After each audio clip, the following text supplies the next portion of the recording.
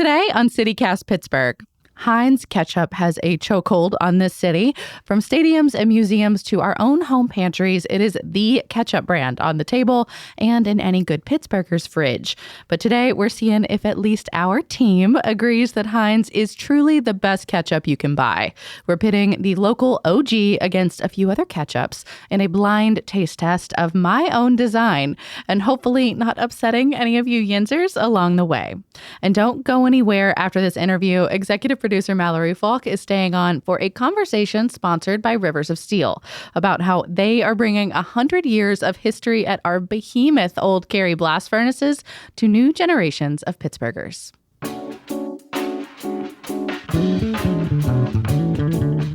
It's Thursday, June 6th. I'm Megan Harris, and here's what Pittsburgh's talking about.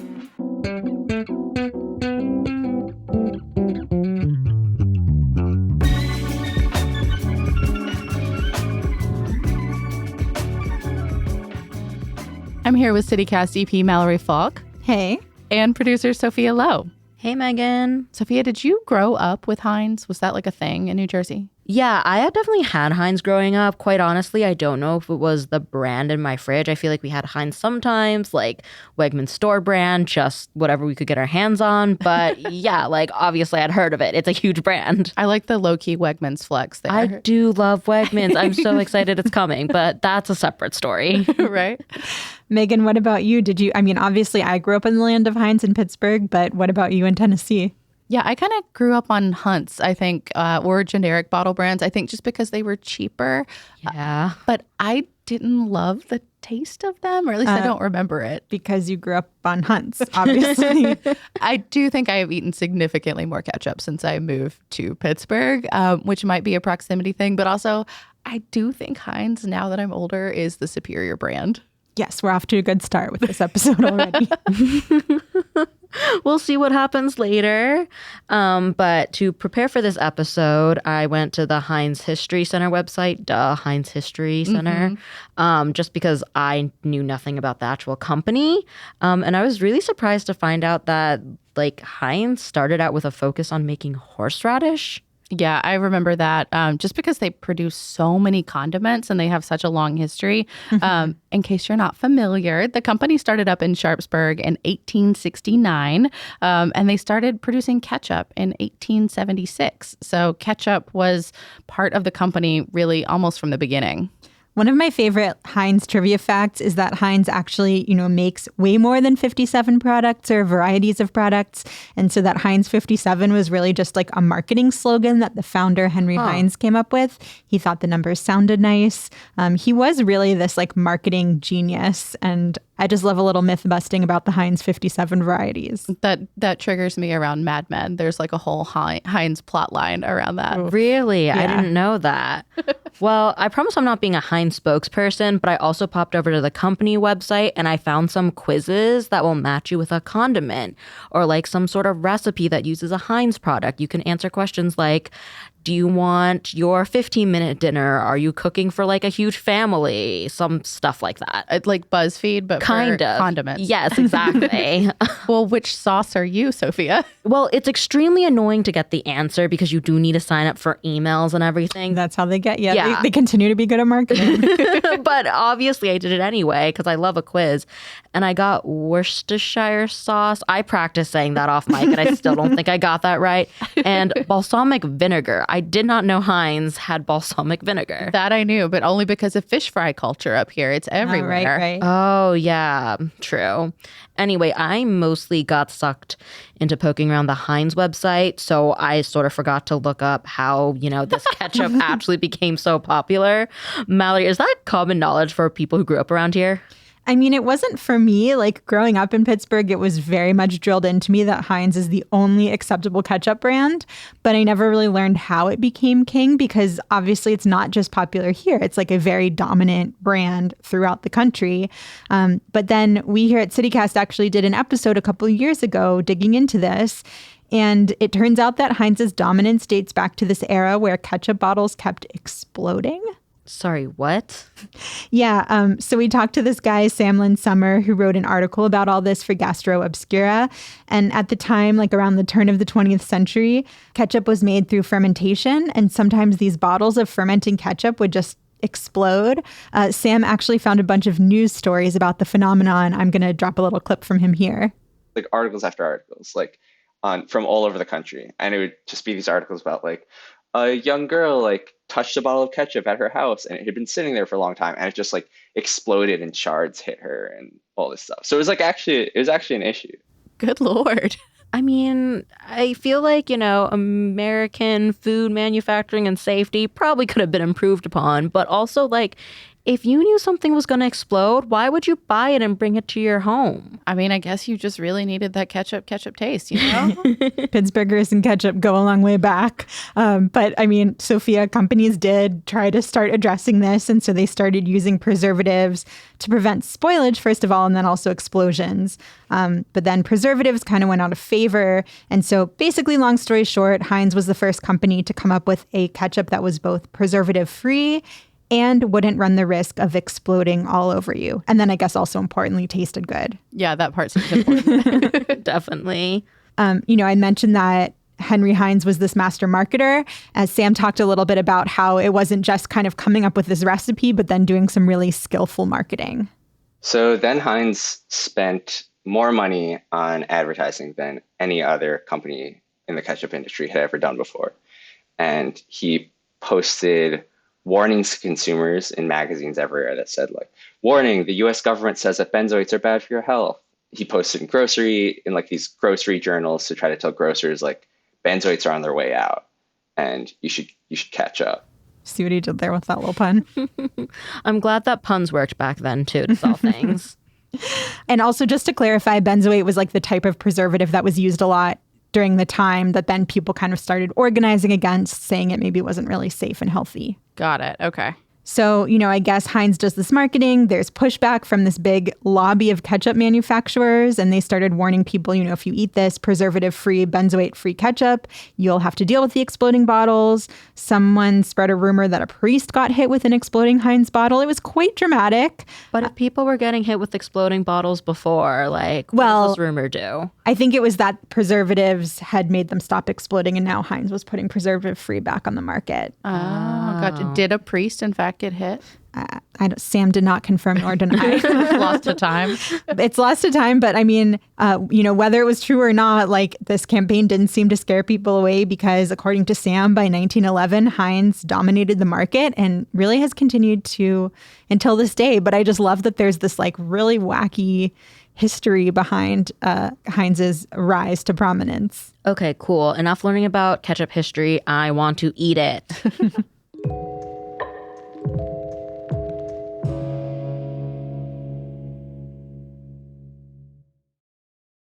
So we're now joined in studio by two additional people, Owen Gaby, who is our sales executive, and our newsletter writer, Kevin Gavin. Welcome. Welcome. Thank you so much. Do y'all have strong feelings about ketchup? Ketchup is take it or leave it for me. Are you a condiment person? Yeah. Honey mustard, Dijon mustard. Give me a good non-yellow mustard and I love it. But I hate mustard. Yeah. We are on opposite sides. Opposite ends of the spectrum there. So you tolerate ketchup, but you're not like in love with it. Yeah. Okay. So you're making a real sacrifice for the sake of this podcast. I'm really putting on a brave face to come taste it. What about you, Kevin? Do you like ketchup? And also, are you brand loyal? Yes and yes. Okay. I Because you're a am. born and bred Pittsburgher. Yeah, so, I think I'd be deported if I didn't prefer Heinz ketchup. Do you think you're going to be able to identify Heinz from the ketchups we have represented today? I hope so, because the same action might happen if I can't identify it. I might get deported. Mallory, Sophia, what about y'all? Similar to Kevin, born and bred Pittsburgher, if I cannot identify Heinz, it's going to like shatter my entire worldview, everything I think I know about myself. So there's a lot riding on this. I love ketchup, as I just said. I don't know if I'm that brand loyal. I feel like you can put any ketchup in front of me and I'll eat it. I might have strong opinions. We'll see what happens during this taste test. My favorite is Sir Kensington's, which I could not find in stores, only online in industrial-sized bottles or 600 packets, and that seemed a little extreme. Yeah, I feel like Sir Ken is one of those that you look into when you happen to see it on like a hot dog bar or something. Oh, and then I stuff packets of it into my bag and travel with them. Myself, I am not super picky. I feel like I know a bad ketchup when I taste it, but I have no expectation to be able to tell one from the other, which is probably good because I'm the only one not testing blind today. The rest of y'all are going to get a tiny dollop of ketchup on a spoon, and Scout's honor here, everyone will have their eyes closed, and then you will see if you can identify which is which. Everybody ready to play? Yes. Can you remind us of the brands again? Yes. So we have on deck here, of course, Heinz Original, Hunt's Original, which I feel like that's the true, like, you know, A versus B there. I'm seeing now on the bottle that it specifies that it uses California tomatoes. I don't know if that shifts anybody's perception. We've got a Giant Eagle store brand, a Whole Foods store brand. So that's their 365 organic. Another Heinz. I feel like this one, if we don't get this, I'm going to be really sad about it. It's Chipotle flavored. So I feel like we should get that one. And then a Primal Kitchen vegan veggie tomato. It says ketchup. I'm curious if it's more of a sauce. Isn't is ketchup not vegan naturally? Not necessarily, no. Who knew? Not me. Okay, let's taste. Okay, Megan has handed each of us a spoon. We all have our eyes closed. A spoon of a very generous serving of ketchup. Are we tasting now? I don't know what everyone else is doing. My eyes are closed. Okay. I can taste. Okay, everybody taste. I'm worried I'm going to like miss my mouth. Mallory took it all in one gulp. Because I can't see what I'm doing. You I didn't do it. That was so much. That was so much ketchup. I like this one. It's like a little bit sour and acidic at the start, but then it kind of balances out as you swallow. I think the taste lingers on my tongue at the very end. Whether it's vinegar or what, but something's staying with me. This one is pretty vinegary, I think. Yeah, it's definitely very vinegary. I think it might also linger because we had it straight, which we're probably No, I not have a used very to doing. reasonable amount in my mouth. Okay, here's ketchup number 2. Go ahead and taste. What is that unidentifiable flavor? I think this is the Chipotle one It just might because it be. tastes like Yeah. not ketchup, but it also doesn't taste like Chipotle. Yeah. Yeah, it's definitely one of the non-traditional ones. I feel like that's not a standard ketchup. This one has a different texture. Yeah, the texture is interesting. Which I couldn't detect until I opened. Well, I mean, I'm not doing this blind, but I could not detect by looking at it. I think it's thinner than the first one. I also think it might be Chipotle. It's not bad, though. I feel like afraid to answer anymore because I don't want to inadvertently shit on Heinz. That's a good thing about having no brand loyalty to this. I really don't care. All right, everybody ready for ketchup number 3? Close your eyes. Ew, I don't like this. Sophie, I think you just tainted mine before I even tasted. I heard the You gotta wait till everyone's. So I gotten a didn't little realize lick. I was first. This feels. The first one was very vinegar forward, and this one seems a little more sugar forward, a little sweeter. Very much sweeter. I think it's one of the more traditional ketchups. It just feels like a sweeter, whatever the recipe is, it's just a sweeter one. Yeah, it's more one note, I think. I personally don't mind that, but maybe I preferred the sweeter over the more vinegary. Well, let's move on to mystery ketchup number 4. This one feels the most balanced between like the acidity and sweetness. I would agree. Yeah, I think that's what I think of when I think of a ketchup is that some of the vinegar, some of the sweetness. It sure is ketchup. Make that the tagline. This almost tastes to me a little creamier. Not that it's cream flavor, just the texture of it. But I do like the balance of the acidic and the sweetness. I think this one got it pretty close. If this is Hunt's, I will be devastated. Okay, ready for ketchup 5 now. Megan, give it to us. Oh. I mean, I like this, but this is the most obvious one, I think. Oh, so then that other one was not the Chipotle. Yeah, I mean, I feel like if we have one thing we're going to get right here, it should be this. Okay, well, Now I'm really confused by ketchup number 2. Okay, that was the Chipotle. I personally actually really like that. This is really nice. Yeah, I would use that. I know. I like the smoky element. Yeah, I'm a fan. Don't ruin a good ketchup. But it's still Heinz brand, so it's okay. That's okay. I'll stick with the regular Heinz. Okay, and now time for the sixth and final ketchup. Ooh, this is very vinegary. Yeah, that's very vinegary. There's a weird texture. Oh, God. Ugh. Ew. Sophia, I thought you really liked the vinegar forward. I guess not vinegar forward. This is barely ketchup. It's all vinegar. Oof, yeah. No, This is disgusting. no way. It's not. No. I feel confident saying this is not Heinz. Can I borrow from you, Sophia? Ew.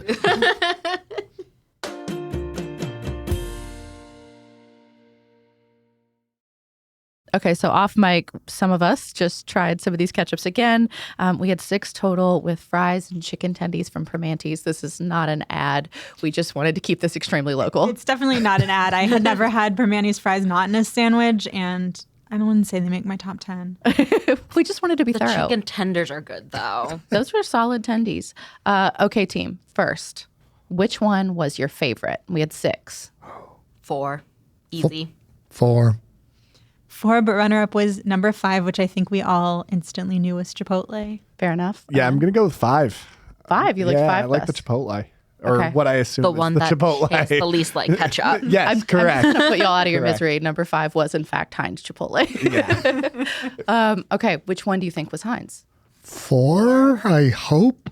I think 4 because of the consistency. It also didn't surprise me the most by the taste, and I have Heinz in my fridge, so.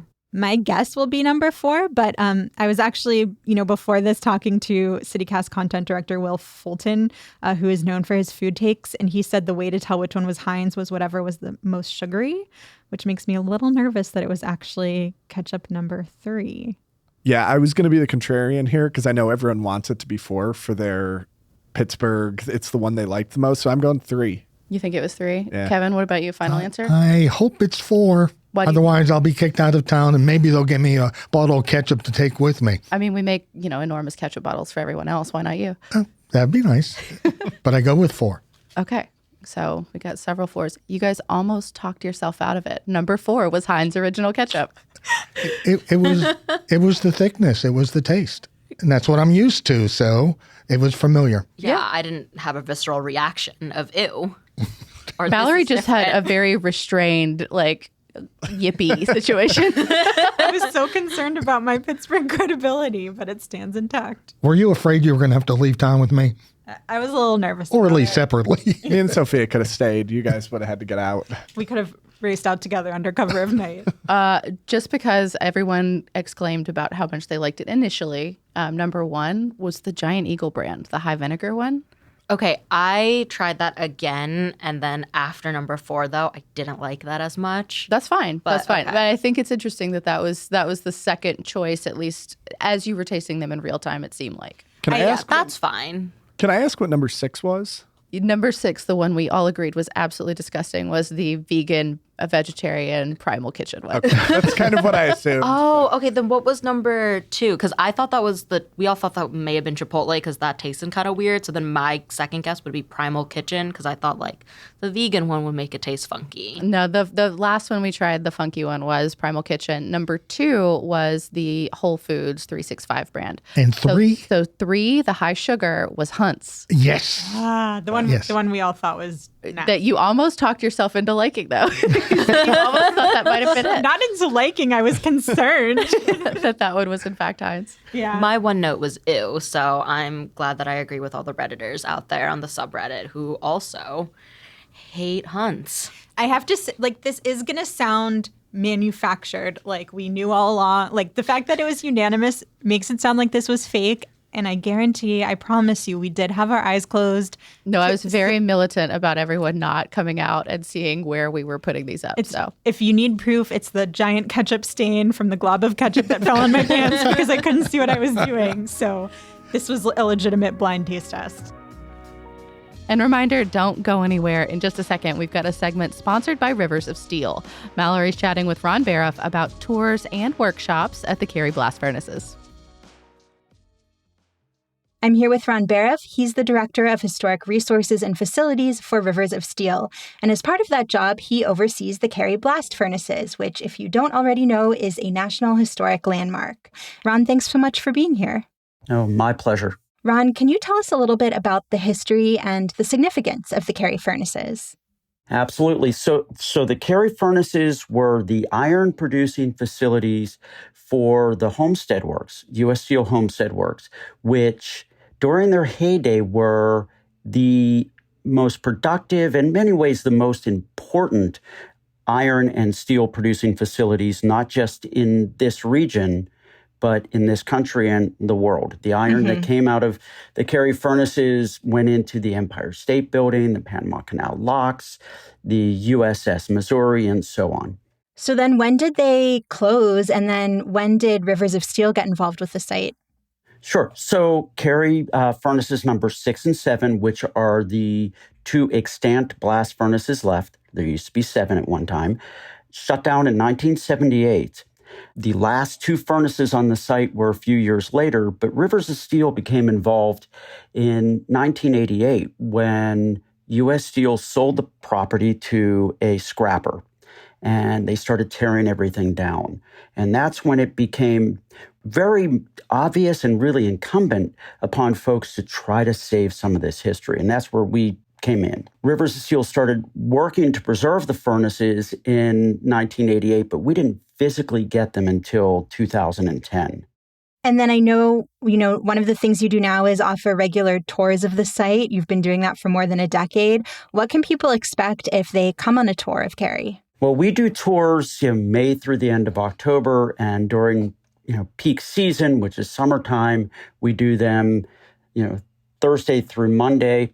And when people come, and we have people that come from all over the world, and they're going to basically move through the entire site, follow the process. It's a 2-hour tour, and they'll learn about the technology of iron making, but even more importantly, what they'll learn about is the history of iron and steel making in this region, but also the peopling of this region. They get to hear very personal stories from people who worked in the industry, lived in this industry, and lived in the communities around these mills. And I heard you also have specialty tours, too. The industrial tours are our most popular tour and the one we run the most often, but we also do specialty tours. We do arts and grounds tours, looking at the art on the site. And then in June, we're going to be doing the Black Experience Tour.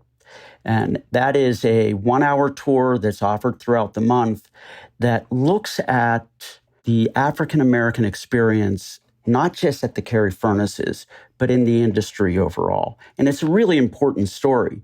There was a time when 90% of the unskilled labor force at the Cary furnaces was African-American. So it's a huge story. So if people want to take that tour or learn about, any of the tours and workshops that are offered at Cary blast furnaces, how can they learn more?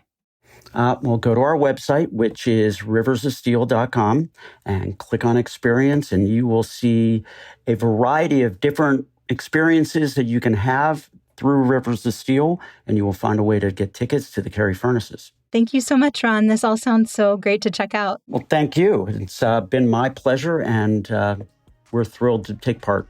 And again, you can visit riversofsteel.com and click on experiences for more information. We will include that link in our show notes. That's all for today here on CityCast Pittsburgh. If you're liking the show, please let us know. Please let someone else know. We really rely on word of mouth to let people know about the podcast.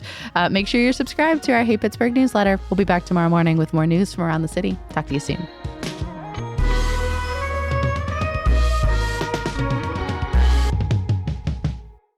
I had my eyes closed, but I just felt this glob hit my knee.